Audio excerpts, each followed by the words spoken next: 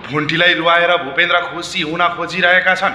आफ्नी श्रीमती गर्भवती भएर माइती घरमा बिजोग अवस्थामा भइरहँदा एककोरो टोलाउँदै घरै छोडेर यता र उता हिँडिरहँदा सम्म भूपेन्द्रलाई थाहा छैन बिचरा भुन्टीको कस्तो हालत हुने हो, टुङ्गो पत्तो छैन। बिचरा भुन्टीले आफ्नो श्रीमान र श्रीमानका परिवारलाई आफू गर्भवती भएको कुरासम्म भन्न पाएकी छैनन्। कति धेरै तनाव र चिन्ता लिएर बसेकी भुन्टीलाई अझ ठुलो तनाव हुनको लागि अथवा दिनको लागि होला सायद भूपेन्द्रले आफ्नो गाडीमा अरू कुनै पराई केटी लिएर हुइकिरहेको। त्यो सारा कुरा देखिसकेपछि भुन्टीको कस्तो अवस्था हुन्छ होला।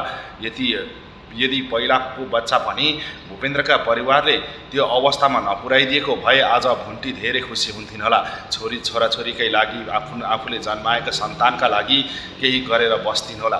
तर त्यो पनि हुन नदिएर भूपेन्द्रका सारा परिवारै लागेर भुन्टीको त्यो अवस्थामा पुर्याइदिएका थिए र अहिले पनि अब भुन्टी पुनः गर्भवती भइसकेकी छिन्। तर उता गाउँमा भने पहिलाको बच्चा हामीले मारिदिएर मात्र हो, नत्र भुन्टीलाई अहिले नै कहाँ घरबाट निकाल्न सकिन्थ्यो र जस्ता कुराहरू गरिरहेका छन्।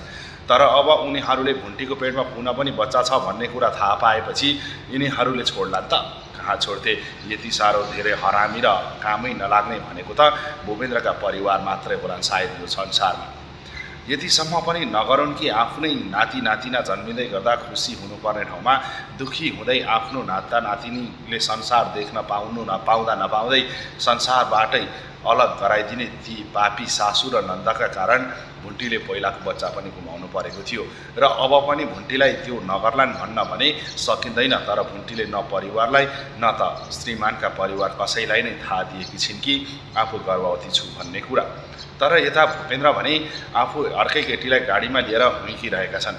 आखिर त्यो केटी को हो र किन लिएर हिँडिरहेका छन् भन्ने कुरा कसैलाई थाहा छैन।